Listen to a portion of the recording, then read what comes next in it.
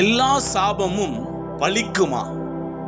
பிரசங்கி 26:2 வாசிக்கிறோம், அடைக்கலான் குருவி அலைந்து போவது போலும் தகைவிழான் குருவி பறந்து போவது போலும் காரணம் இல்லாமல் இட்ட சாபம் தங்காது என்று பரிசுத்த வேதத்தில் எழுதியிருக்கின்றது.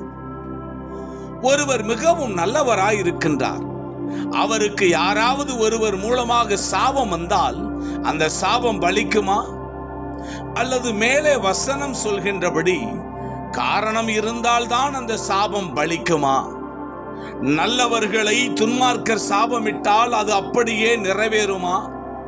துன்மார்க்கனை நல்லவன் சாபமிட்டால் அது பலிக்குமா?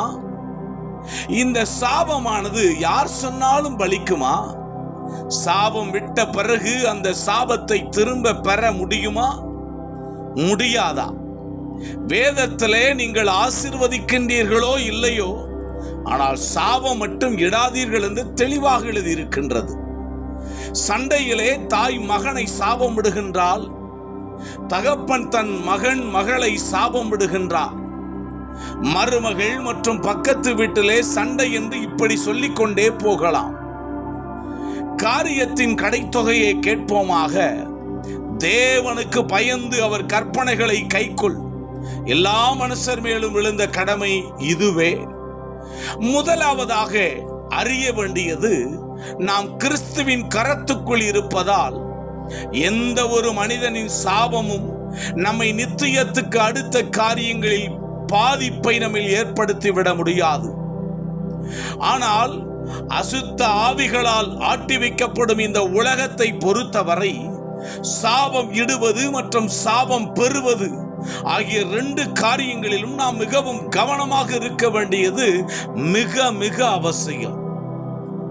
சாபத்தை எழுதுவதால் எந்த பாதிப்பும் நிகழப்போவது இல்லை.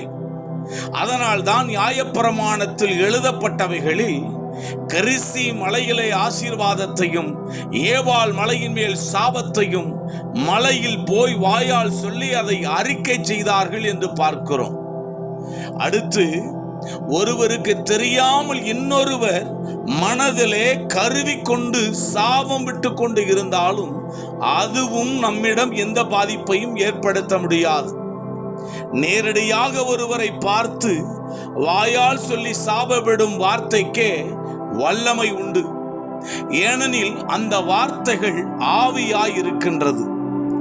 மனிதன் தேவ சாயலிலே உருவாக்கப்பட்டிருப்பதால் எந்த ஒரு மனிதனின் வார்த்தைக்கும் ஒரு குறிப்பிட்ட வல்லமை உண்டு என்பதை நாம் நிச்சயம் அறிதல் வேண்டும். ஒரு விசுவாசி அல்லாத பெண்ணின் தாயார் தன் மகளை திட்டும் போதெல்லாம், நீ திருமணமாகி போன போக்கில் போய் அடுத்த நாளே வீட்டுக்கு திரும்பி வந்து விடுவாய் என்று திட்டுவது வழக்கம்.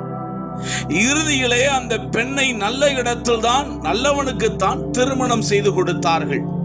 ஆனால் அந்த பெண் அந்த தாய் சொன்னது போலவே சொற்ப நாட்களிலே வேதனையிலே அங்கே வாழ முடியாமல் தன் தாயின் வீட்டுக்கே திரும்பி விட்டார்.